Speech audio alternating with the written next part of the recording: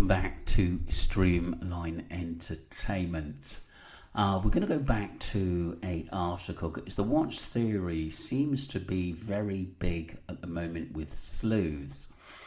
And I did listen to 1111 Trend and stuff, but I wanted to go back to an article. Rolex riddle. Who is the Rolex man at the centre of Jay Slater case? Mystery burly Eastern European may be key after teen stole 12 grand watch. An investigator claimed Jay left the Airbnb feeling scared before he'd vanished. And this article was updated on the 3rd of July 2024 at 4:08 p.m. But it was published 1:39. So there's a little bit more. That was Katie Davis, senior foreign reporter. I'm gonna email her just to see whether I can get more information about this. We'll go back to the video with them, and I just want to read the article. A burly man who claimed his pricey Rolex watch was stolen hours before Jay Slater vanished could hold the key to the case. J19 claimed to have admitted swiping the valuable timepiece in a Snapchat to pals after leaving the club in the early hours of June the 17th.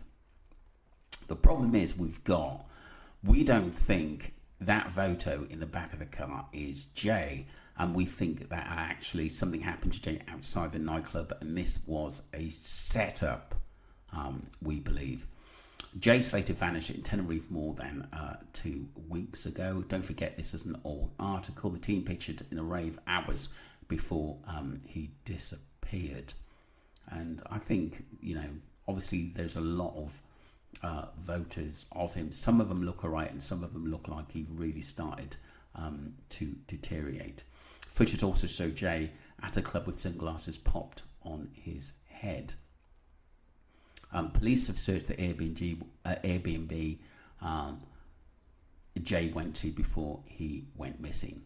But like I said, we don't actually really know whether he was actually at that Airbnb, because the narrative that obviously we've been following and a lot of sleuths is that they don't actually believe that. And Jay's parents, Debbie and Warren, have vowed to continue looking for his son. This was the early days. And basically there's a timeline there. Number 1, June the 16th, Jay stays at Airbnb with 2 new pals in Masca. Jay's phone pings for the final time at 8:50 a.m. Search moves south, but there turns out to be a false lead. June the 25th, cops rescue another Brit, but he said he didn't need saving. That was an odd one, that was. And that was June the 25th. Sorry, let's move on to number 4, June the 24th. Cops used drones, helicopters and dogs to scour out the Masca ravine. June the 24th, Jay's family released CCTV of a figure in Santiago del Tide. That was the one that was supposedly Jay walking, but it was a bit grainy, the picture. June the 27th, searches focuses on narrow case north of Jay's Airbnb. Police launch a final massive search. Only 6 people show. Tenerife cops officially call off the search for Jay. That was on June the 30th. Police have been investigating a brawl outside the Papagayo Beach Club in Tenerife shortly after closing time that night. The problem is, with this article, it didn't really say what night it was. But like I said, a lot of people believe that basically something happened the night before. But like I said, that is yet to be proven. Like I said, we need, more actual facts on it. A scuffle is understood to have broken out after a burly Eastern European man claims his Rolex watch had been nicked. Detectives have been combing through CCTV footage from the venue, security cameras, and speaking to witnesses, including a taxi driver and bar staff. One of Jay's friends who flew to Tenerife had vanished. After he vanished, told investigators the alleged theft may have something to do with him going missing. Do you know what? At the end of the day, it just sounds like to me that the people involved in Jay's disappearance wanted this narrative to really, really sort of go out there, and to fit the narrative that he did end up back in the Airbnb. Why was it so? One of the questions we have to ask: why was it so crucial that Jay had to be back at the Airbnb and walked off with no CCTV? We have got supposedly text messages and phone calls between Lucy Brad over a short period of time, talking to him, basically that he's not too sure where he is, laughing with Brad. It was odd. It was absolutely odd, and a lot of people saw a lot of red flags in the conversations between them all. This is what makes me think Jay was never at the Airbnb. Even if he was, I don't think he was alive. So we go on to say Mark Williams-Thomas made an extraordinary claim in an 8-minute video. He said that the apprentice bricklayer from Lancashire posted a Snapchat the night before he vanished, saying he has taken a Rolex worth $12,000 from an unknown person. Do you know what I'm actually thinking now? Is this was a way maybe to get Jay out of the club, and a commotion happened, and one of the reasons why he was whisked away, because like I said, people do think that Brad or somebody else may have put a watch into his bag, which was actually stolen. But like I said, there's got to be something in it, because this wasn't the only. The Mail Online had an article that was an Eastern European man, and maybe he was quite a big shot, but like I said, not much came out after this about who the guy was, and it would have been really interesting to see who it was. And according to Mark, to work on the Madeleine McCann case, the teen shared the post with pals while in a hire car, and obviously that hire car, who was driving it, was Ayub. After going to the club all night in Playa de las Americas, Jay travelled north to the Airbnb in Mask Village with 2 men.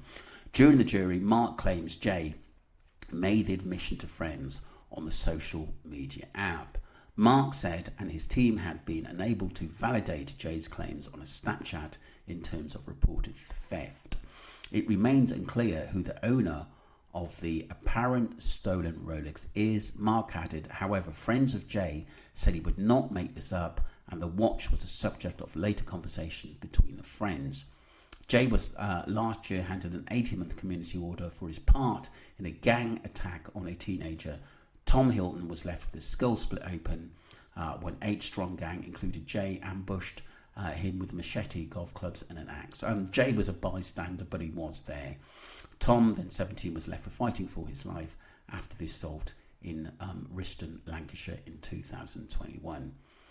After the trial at Preston Crown Court last year, Jay was given an 18-month community order with 25 days of rehabilitation activities and 150 hours of unpaid work.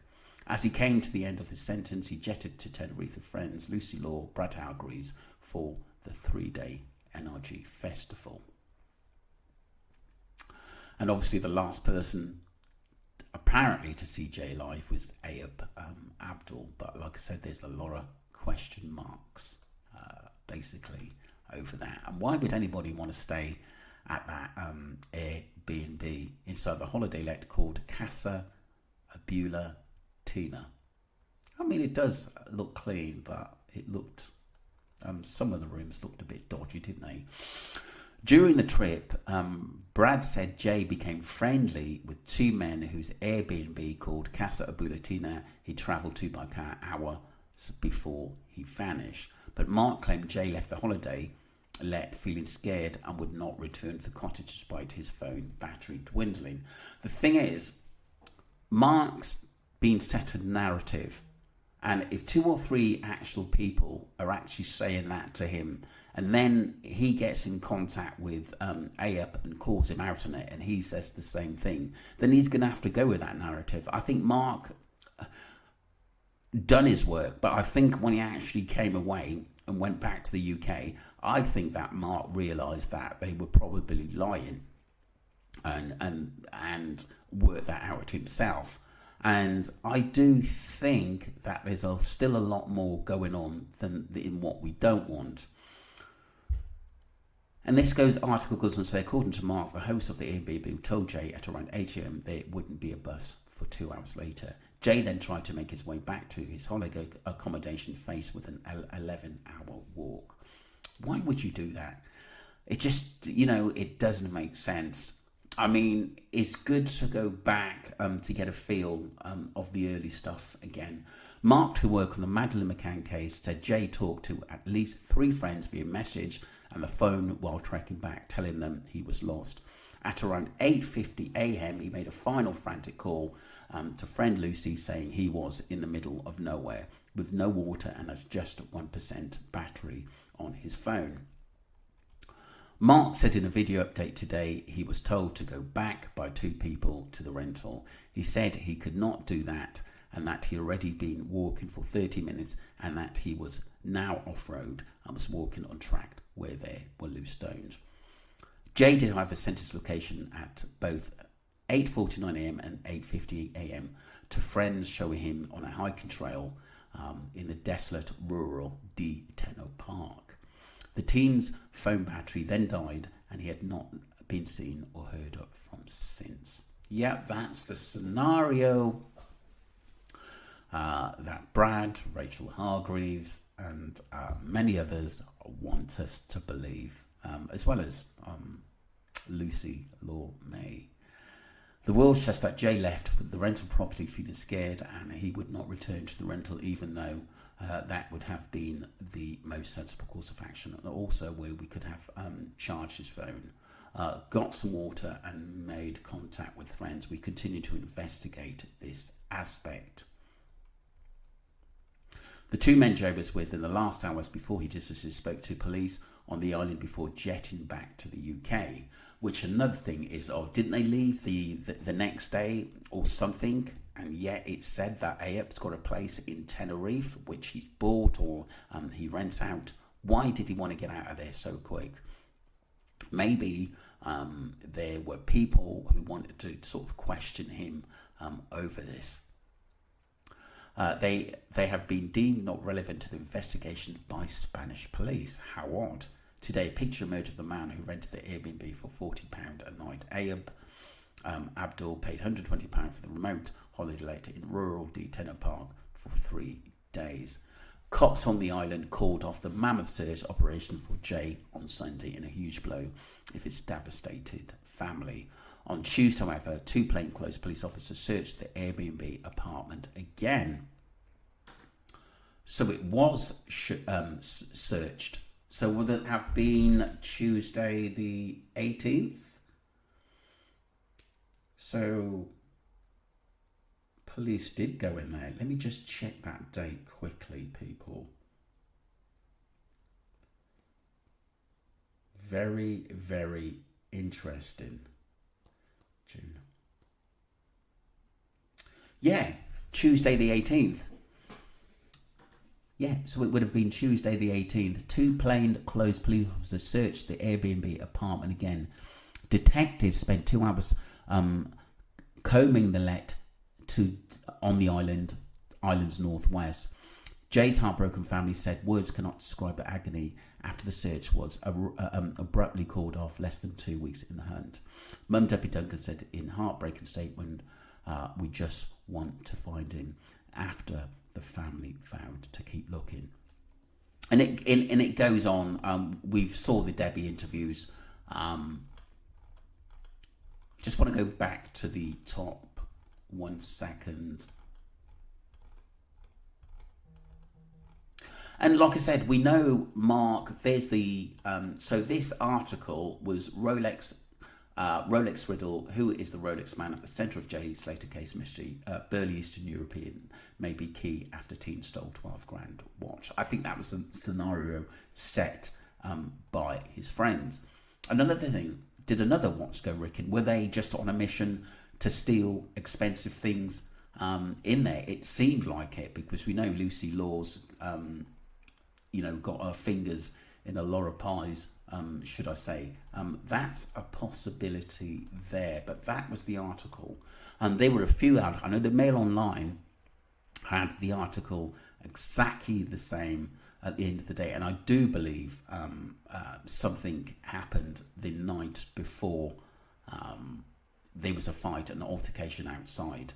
And also I was talking to Ali Harris, and she said management did confirm that there was trouble the night before, and it was reported to the police, and the police have got that CCTV camera. So technically, I do think that they know some of the scenario in what happened to Jay Slater.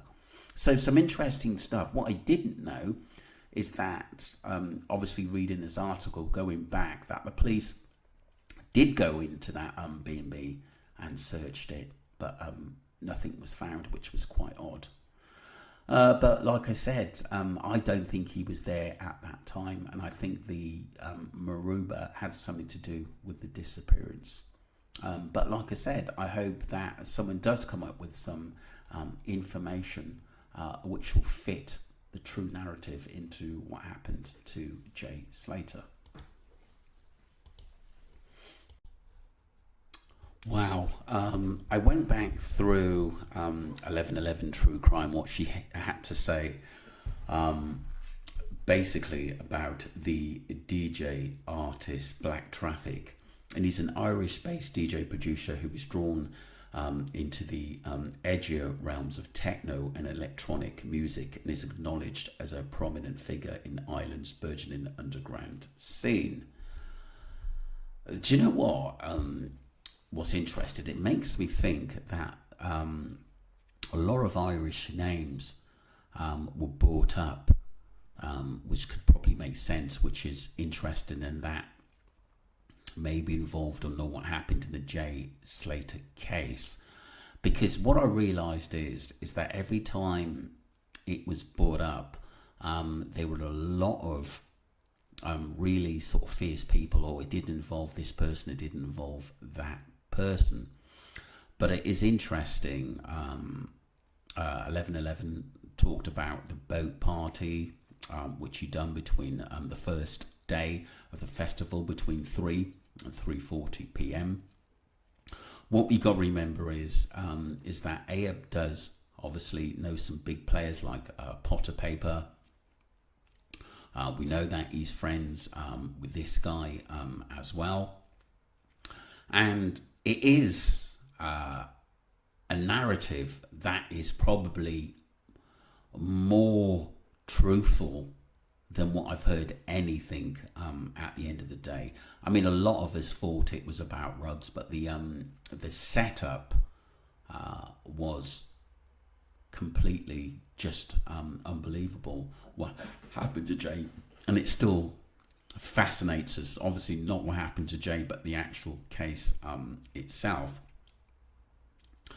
But I believe a high percentage that this could be true, what an 1111 have come up with too, and it was brilliant, her narrative and detail, which she actually find out, and that obviously this was a massive venue for this DJ, and yet it's been taken down from his site, which is really, really strange.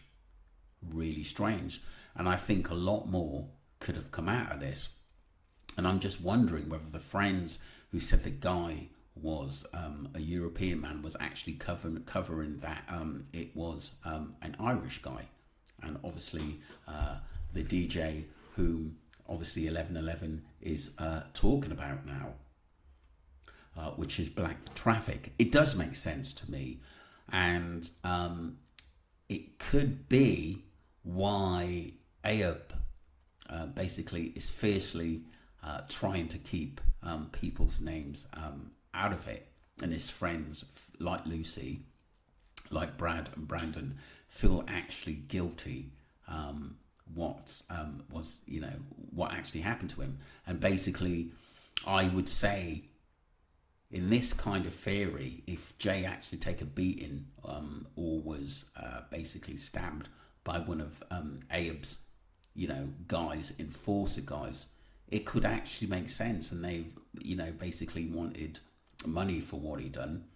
And this is why the GoFund was actually set up by Lucy to basically to save his life, but it was too late. And because he may have talked and brought Brad into the situation, or Brandon in the situation. And this is why I think Rachel was so protective over Brad.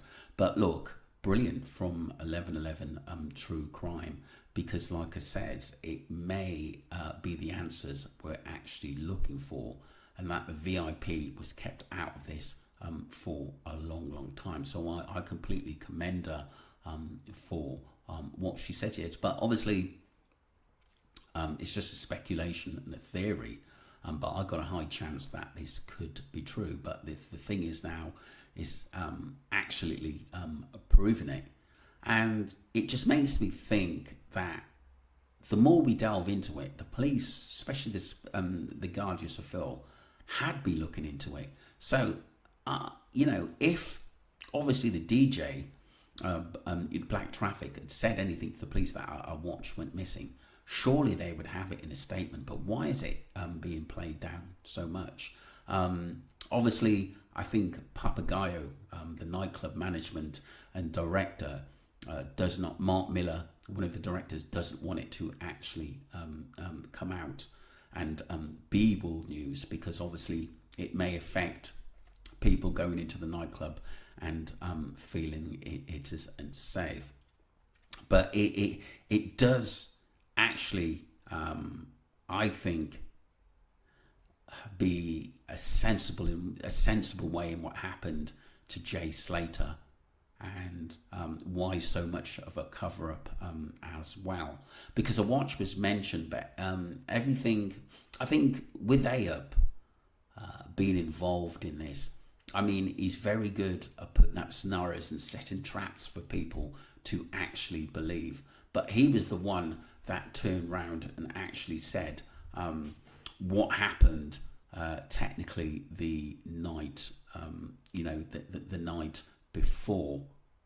So, like I said, it well could be about an expensive missing watch. But like I said, we have to find the truth at the end of the day. That needs to really come out, because like I said, you know, as much as we're all delving into this case as sleuths, at the end of the day, I mean, these videos can, in time, will go into the bit of the background and the narrative that we're fighting, that MWT or Luggy, don't put it out there that he just fell off a cliff. And it makes me, it does make me think now, because of this big artist could be involved in this, is why there's so much of a cover-up, and it does make sense. Don't forget to subscribe to Streamline Entertainment, and it was definitely brilliant work by 1111 True Crime. Thank you.